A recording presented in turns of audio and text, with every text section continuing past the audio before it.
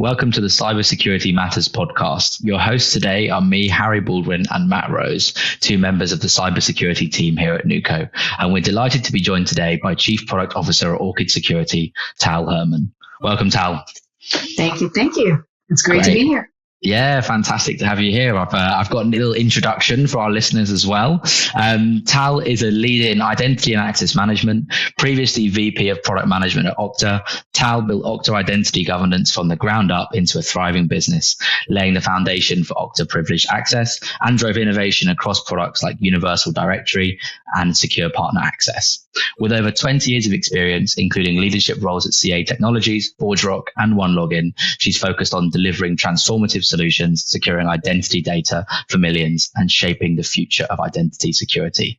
Today, Tal is CPO at identity security and orchestration business Orchid Security. So thank you for joining us, Tal. The first question we like to ask, it's always the same with every single guest we have, and it is, how did you first get into the cybersecurity industry?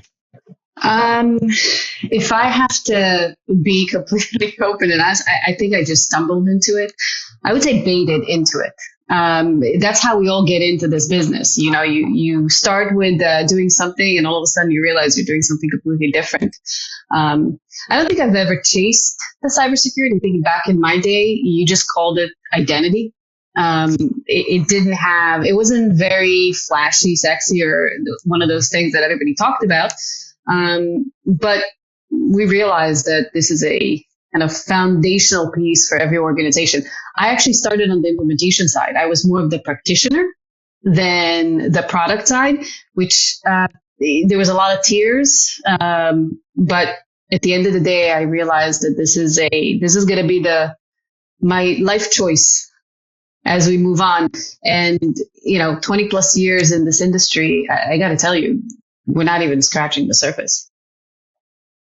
Yeah, no, it's really interesting, and looking forward to diving into a bit more detail about your kind of early career shortly as well. And the first question we had there was actually specifically on influences on your career. Did you have any early mentors or things that influenced you to get into the space? I like this question because I would say there's no one answer to it. I think biggest influence, there was never one person. I think every colleague that I had, every manager that I have, every leader that I had, they shaped, some of my thinking and personality and, the good, the bad, the ugly, as they say it. You learn from every interaction how to shape your career, and the scars on your back is the things that shape the most of your character. I think if I had to choose a specific one, I would say I did have a manager. And she was amazing because I think she gave me the first opportunity or the first intro into product management. I think she believed in me more than I actually believed in myself. And she gave me some tough love at the beginning of my career, but I think that's the part that shaped a lot. One of the things that she was very big in is like, listen, you either break or you grow. It's your choice. Yeah, no, that's interesting. That's good to know. Tal, you've spoken to me before about the power of mentorship. Tell me a bit about what makes a good mentor to you. So I think it's not going to be the traditional answer that everybody wants to hear. And if you hear, if you talk to some of my PMs or some of the great people I had an opportunity to help throughout the career, they're going to basically tell you that I never give them the answers, ever. There's no scenario where they're going to get the answers from me. I help them ask better questions on certain things because the better questions are the ones that are going to help them directionally. And, if you think about it, the way I've learned, or the things that helped me throughout my career, is that, if I have to look for an analogy for it, there's like someone holding a mirror, because you want to look how different angles look. And you have someone there that helps hold a mirror so you can get a better view. That's exactly that it. You gotta have to help them look for patterns, or look for things that are working for them, or things that are holding them back. And a lot of it is, the way they're thinking about certain problems, the way they're thinking about certain scenarios. So you stay honest, even if it's uncomfortable and you never give them the answer, just ask them questions that will help them get a better perspective. I have one founder that I'm working with, and this guy is amazing. He's young, but has so much potential. And one of the feedback that he gives me is like, I try never to talk to you before I go and talk to a customer, because everything that I think I'm going to be saying, you completely shattered that. And now I have to find my footing again. But that's the power of making sure that you kind of give them different point of view and different things to reflect on. So if you ever want me to mentor you and, you're ready for this, just know that it's going to be an interesting ride, but you're not going to get the answers. Yeah, no, that's interesting. I think it can be sometimes really easy when coaching or mentoring someone to just tell them exactly what to do. But I think by kind of asking them questions which make them think, they become more motivated, and develop more skills around critical thinking. Did you, when you were first learning about identity security, did you learn most through a mentor, or was it most through like reading or classes or practical experience? Where did you feel you got most of your knowledge from? I learned most of it through making mistakes. There was a lot of mistakes that were done along the way. And one of the key things early in my career back then at CA was very big at, you made a mistake, you better learn how to fix it. And every time I talk to my PMs, I say, listen, I'm going to give you the freedom to make those mistakes. Obviously, we're going to sandbox you. You're not going to make like a $1 million mistake. Most of the decisions that they're making are, two-way door decisions, not a one-way. I'm not going to let them, find themselves in that scenario, because that jeopardizes the business. But when you allow that room, you learn a little bit better. It's like when you learn for a test, you can read the material, but if you write it down and write a few iterations of it, then you kind of wire your brain, I guess, differently. So majority of my career was through learning through mistakes. But again, fundamentally, identity security is identity.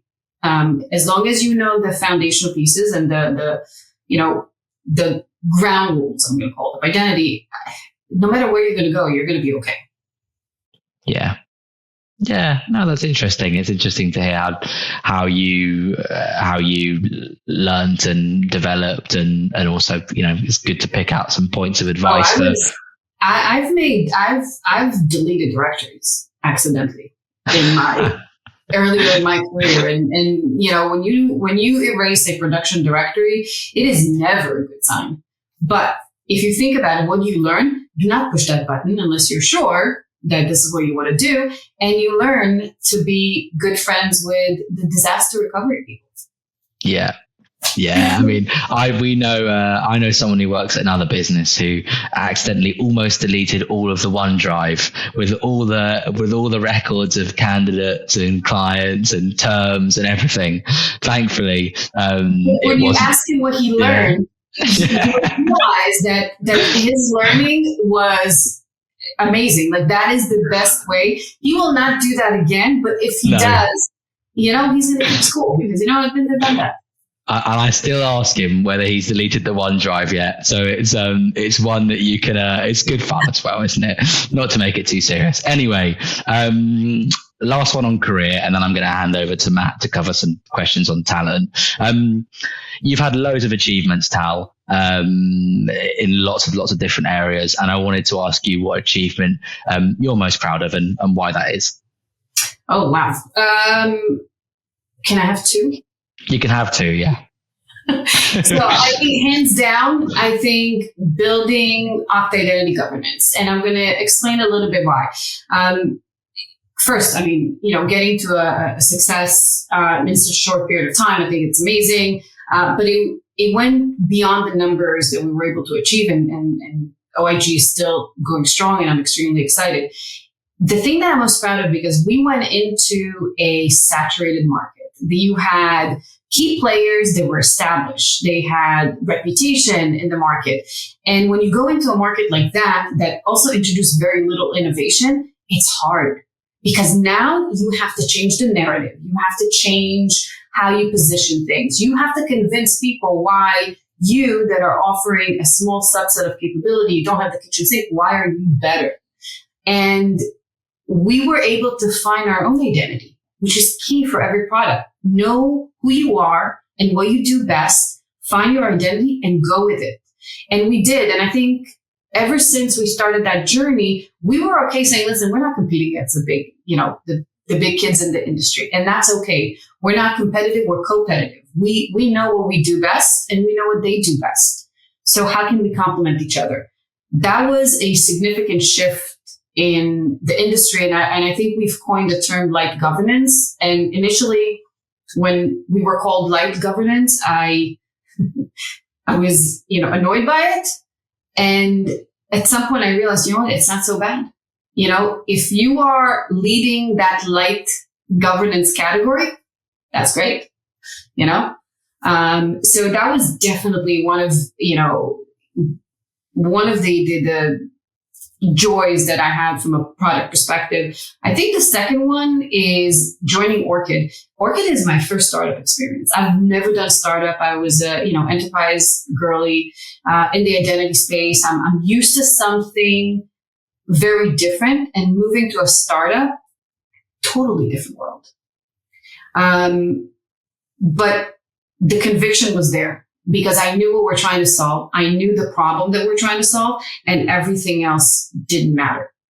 So now I'm finding myself in a different, role. I do everything. I do enjoy doing everything, but it's different challenges and all of a sudden things that I didn't know before. And I think that is amazing. I think anyone who's brave enough to go from an enterprise to a startup and willing to go all the way, I think they're going to find it exciting.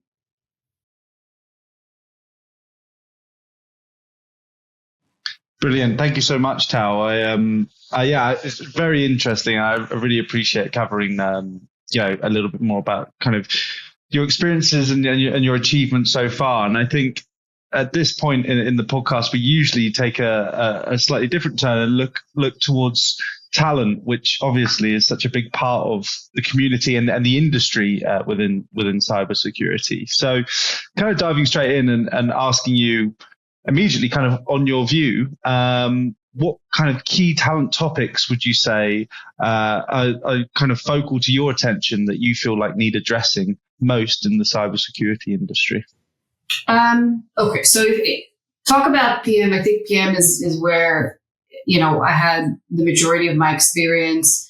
When I look for PM, I look for two things. Everything else could be learned. One, I need you to have an opinion. When you have a PM that does not have an opinion, you have a problem. Now, I'm not saying that opinion is the one that you're going to go with. I'm not saying that opinion is the correct one. You have to have one. You have to know how to defend it. Because otherwise, you have someone who doesn't lead the product. He just goes along with it. A lot of the rest of the things you can be taught. And all the PMs that I have, I said, listen, I need you to have an opinion. I will challenge you on that opinion multiple times. You're going to make a decision, but at least we know what you believe in. So that's a key thing, which I think we're not seeing enough of. And maybe it's because the way the industry is, and maybe it's because, the different talent that we have today versus, historically. I think the second thing is, and that's a gap that I see. I call it the creativity gap. I think sometimes cybersecurity specifically, or, in the identity space also, we sometimes over-index or under-index on certain things. And I think we need to be very mindful. So if you're from a security perspective, you're over-indexing on policies and rules and stiffness and, this has to happen because security is a 1 or a 0. But that doesn't mean that you should under-index or not focus on storytelling, empathy, product thinking. If you can bring those together, I think you found your nirvana. Product is, when you talk about product and market, it's all about storytelling. The audience is very different. Like today, the audience for security or for identity is security, is owners, is business, is everyone. So find a way to tell the story of what you're trying to solve and how you're solving it. Yeah, really, really interesting. And I think you alluded to it a little bit there. From your perspective, being a product manager, I mean, how would you say the kind of role has changed since you kind of entered the industry? Sometimes I think we don't make PMs the way we used to. Main difference that I see today that didn't exist, at least in my days. If I look back, and some of my colleagues that, kind of graduated the same year as I did from a PM, school, there was no such thing as a feature PM. I think PMs today are very focused on the features and not the product. And you can see that. You can see like a small product all of a sudden have like 6, 7 PMs, and I'm like, but why? Why do you need that? Because then you're siloing them in a certain way. So they're thinking about their own little world, but they don't understand how it impacts other parts of the product. You need product thinking that is a little bit more broad than just your own little feature. I can tell you what I used to do at Okta on these things. And I think my PMs didn't like it at first, but learned to appreciate that and love it. I had, quite a few PMs. And what I came back and said to them, guys, you're going to be rotated every year. We're rotating you, whether you want it or not. So if you were on the access request side, you're going to be rotating to access certification, or you're going to be rotating to the privilege access, because everyone is interconnected. And the value that you gain or the insight that you gain from one feature, you're going to bring it with you. Now you have to account for everything. So you're turning them back into the classic product, not the feature. Yeah. And in terms of kind of now looking at your role currently, I mean, you've been in senior leadership roles for quite some time now. I mean, I'm really curious to hear what kind of advice that you would provide to somebody who was in a position where they were wanting to become or aspiring to be a leader in the cybersecurity space. Let me think about it for a second. That's a key thing. One, get comfortable with the uncomfortable. Product is a thing that changes. Industry is changing. Everything is changing so quickly. It's okay not to know. It's okay to take a moment to reflect and come back and say, listen, I don't know. I'll think about it. We'll see what we're going to do. It's okay. That's fine. We product leaders, nobody is expecting us to have all the answers. And I think, there's a perception or optics that we should know everything. We're not. That's why we hire great people to work with us, because they're the one that should come up with the creative ideas. We're just there to quarterback them and make sure that they're not blocked. The second thing I would say is I've seen a lot of product leaders that forgot their craft. And that is a key thing. So if you are a product leader and you're bringing in people, you're mentoring, you're trying to shape them into great product managers and future leaders, you need to teach them the craft. You need to teach them how to, write requirements, how to critically think about things, how to have ownership and accountability. But if you don't know or you haven't done that before, I think something is missing. I can tell you that I still write PRDs. The fact that some people don't know what PRDs are, it's insane to me. That maybe that's my kind of old age coming, out. But I write requirements. I sit at stand up, even as VP product, even as CPO. I do all these things on a daily basis because I don't want to forget. And if I forget, then there's a problem. That means that I'm not going to be doing a good enough job teaching others how things should be. Yeah. Yeah, no, that's really interesting. And I had another question, actually. I think for me, when I hear people talk about product roles, they sound really exciting. And sometimes I think I speak to people who come from other industries or from roles outside of product, and I think, you know what, you'd really like working in product because you can use so many different skills. What do you think is great about working in product management roles? Why was it so enjoyable to you when you started out in it? And why could you imagine it being enjoyable for someone looking to get into it as well? I can tell you, I thrive in chaos and stress and high pressure. I've learned that about myself. I slowly quiet down when things are just like, moving and everything is like nothing's happening. This is now where I shine.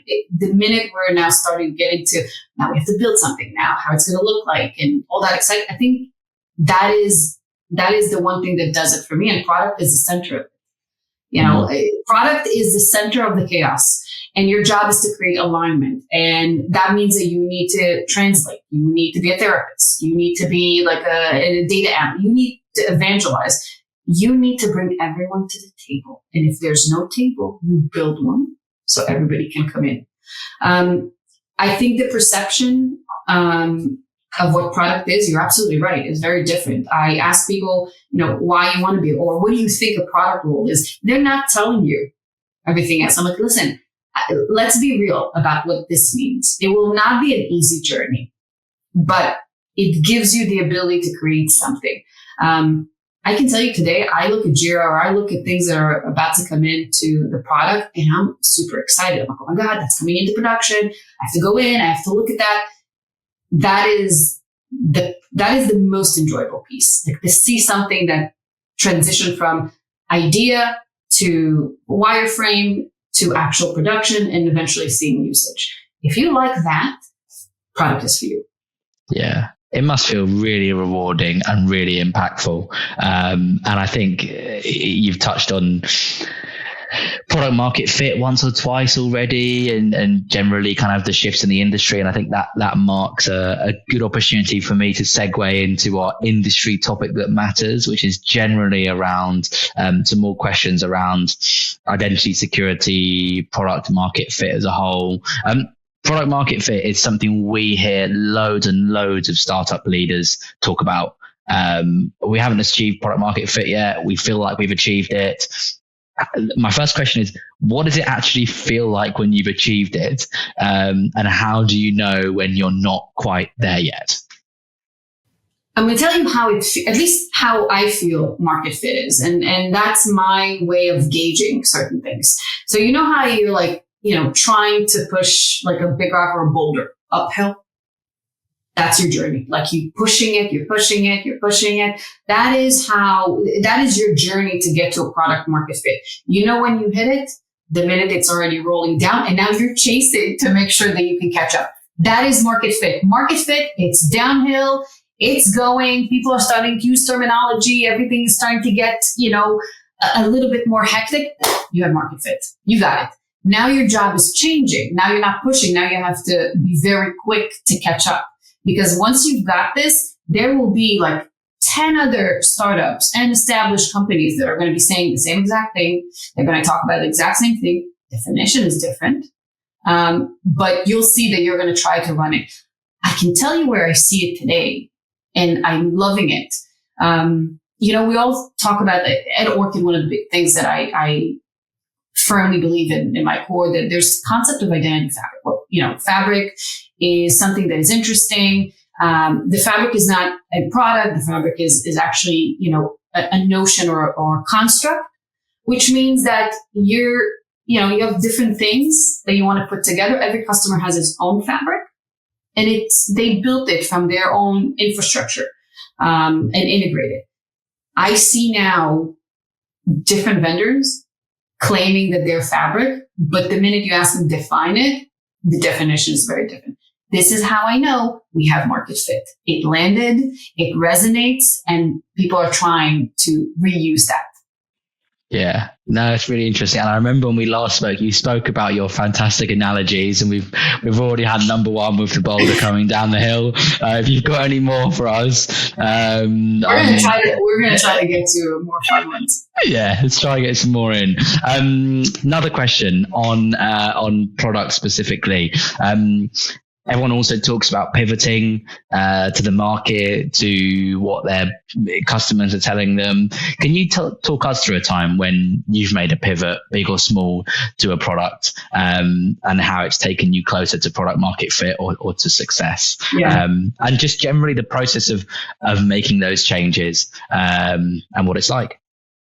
I think the word pivot, I tend to not use it often with my team because the connotations of it or the sound, it sounds scarier than it is. I always like to call it, adjustment, realignment of things, because pivot is something completely, you had a direction and all of a sudden you're going a completely different direction. That is a big thing. Even if you're trying to do it, how you present and position it is going to be, make or break it. So we've done small adjustment throughout, different, products that I've built. I think in the PAM space, we, historically, we tried to build a product that's going to be competing against the big, kids. And, I slowly realized we're not going to win that battle. It's just not going to work. You can't compete against someone that's been there for 25 years, that has a lot more breadth and depth of their capabilities. So let's figure out what we can do a little bit better. So that's one adjustment that we've done. I think the one that's more recent, and it's not a pivot, is just understanding. At Orchid, I think the way Orchid started, there was a whole process of ideation where you go in and you ask people, what are the things that you care about, CISOs and others. And they tell you that, they struggle with, disconnected systems and all these other things. But slowly we kind of uncovered as we worked with customers and brought them into production, we slowly uncovered that, the visibility is a key. The whole discovery of unknown things is something that they're not saying, but they quickly realize that it's more important than anything. And that's how we kind of came up with the whole dark matter analogy. Here, perfect analogy. Dark matter. So we kind of took the approach of, listen, the universe is essentially 95% of it is dark matter. It basically, it's there. It's something that you don't see but exists. And that is something that potentially changes the outcomes of, solar systems and others. In the identity space, it's no different.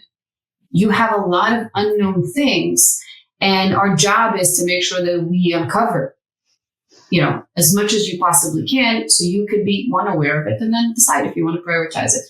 That was a shift that we've done because we said, okay, maybe we're over rotating on, application onboarding. Maybe we need to take a step back and look at it differently. Yeah, love the analogy as well, I must say. In terms, you mentioned like competitors and industry leaders and companies that dominate their respective market a couple of times. How much attention do you pay to that, like to competing products and learning about what others are doing in the market, and how important is it, do you think, when building a product to think about that? You have to be aware of the market.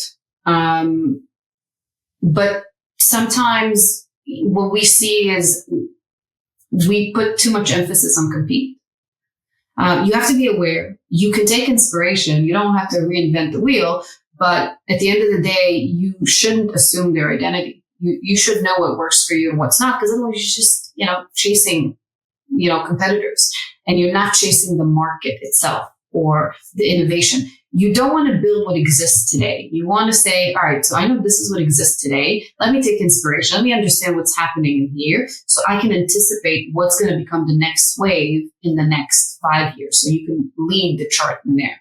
And that is the boulder that you're going to push uphill. But eventually it's going to, it's going to pay out.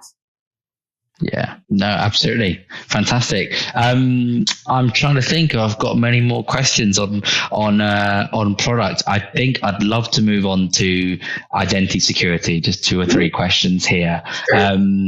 What are the main shifts that have happened in identity since you started out? It's no longer an IT tool or productivity tool. Yeah. The term identity security did not exist. It was identity management, it was governance, it was, privilege access, and there was security. Very distinct areas. All of a sudden, everything is one. It's called identity security. And, good luck trying to address, some of these pain points. So the shift of identity now becoming part of security, well deserved. I think identity is in the center of everything. It finally has its day. And it's exciting, but that's a major shift that changed things because now your persona is different. So historically we were part of IT and the classic stuff, but now we're part of security. That's one big one. I think the whole notion of human, non-human, all these things, not new concept, existed, since I remember identity.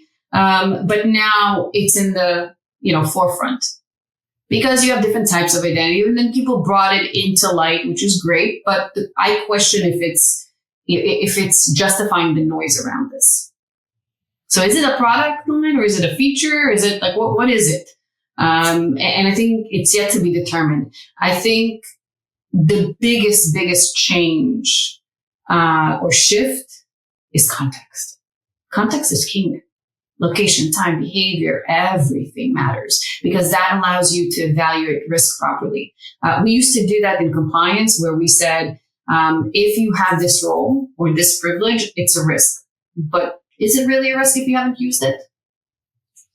That's the context. And now we're getting context from different places. So I think this is one of the biggest shifts. And I will say AI. I hate saying AI, but I will say it. Because that is the one thing that can really, really change how we do things.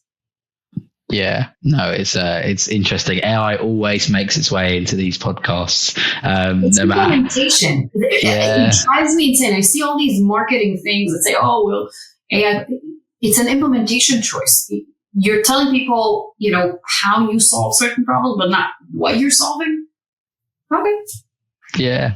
Yeah, no, I think I was going to ask you what major development you see happening in the identity security in the next 10 years. I'd imagine AI is one of them. Are there any other kind of trends or things that you imagine to happen in the short and long-term future? I think a few things. Obviously, AI is going to change how we do things because now it becomes more autonomous. It can operate on behalf of, which means that now as whether it's a practitioner or an identity lead or a company, now you're going to have to think about how you do things differently and how you secure things differently. It comes with a lot of good, a ton of good optimization, better outcomes or quickness to it. Amazing. All for it. I think there's a discussion in the identity space. In my mind, the governance that we know today is just going to become a data play. That's it. It's no longer going to be what we know. And I'm happy to see how the various vendors are going to handle this, because now it's all a matter of data, not a matter of capabilities or anything else. And that was also one of the things that will help us move into like different areas, like self-healing IAM or, autonomous IAM. Those are the key things that I'm really looking forward to see. Cool. Yeah. Can't wait to see it. Final question on the industry topic that matters, and then we're on to our last question of the podcast. Tell us more about Orchid Security and your guys' approach to identity security. So Orchid Security is the first, I would call it, true identity fabric enabler. We are a system, or call it like more of a orchestration layer that sits on top of your existing IAM. Our job is essentially to uncover what everybody else don't want to see or can't see, and make sure that you can secure it. How do we do that? We are simply giving you binary level truth. We are your control plane. And when people say, that is the key thing, by the way, that everybody's asking, what does that mean, binary level truth? Identity exists everywhere, right? If you look at SaaS applications or everything else, it exists everywhere, but nobody really knows, the different behaviors of it. So we sit on the app layer on the server, and we start noticing what exists in the binary itself, how the app interacts, what is the authentication flow, what is the authorization. We bring the identity into the app itself, and then help you understand it a little better. Because if you don't understand it, how are you exactly going to, secure it or adapt to it or integrate some of it? So that's a key thing. And our visibility is actual truth, not assumption. Today in the industry, you assume a lot of things. You assume how applications are behaving. You assume that you know. No, those days are over. So we're trying to make sure that we provide that. If you want another analogy, let me think of one. Okay. Dark matter, obviously we talked about. Let's make it something fun. Night vision goggles. Yeah. We're the night vision goggles of identity. We're coming in, we're looking, we're scanning everything. We're going to show you everything that you don't see that's lurking in the dark. We're going to raise it, but also we'll provide it in a contextual view. Yeah. Brilliant. Yeah. I mean, it must be really interesting as a customer as well, because you can understand much more about your kind of like IT and digital ecosystem. So it must be really, really interesting. It sounds like what the thing that I hear from all prospects, there is one thing I keep hearing consistently. When we start explaining to them a little bit about the concept of the visibility that we're providing, the binary level truth that we're providing, and the whole notion of we'll discover all your hidden applications and how they behave, the one thing that I get is, that's too good to be true. I don't buy it.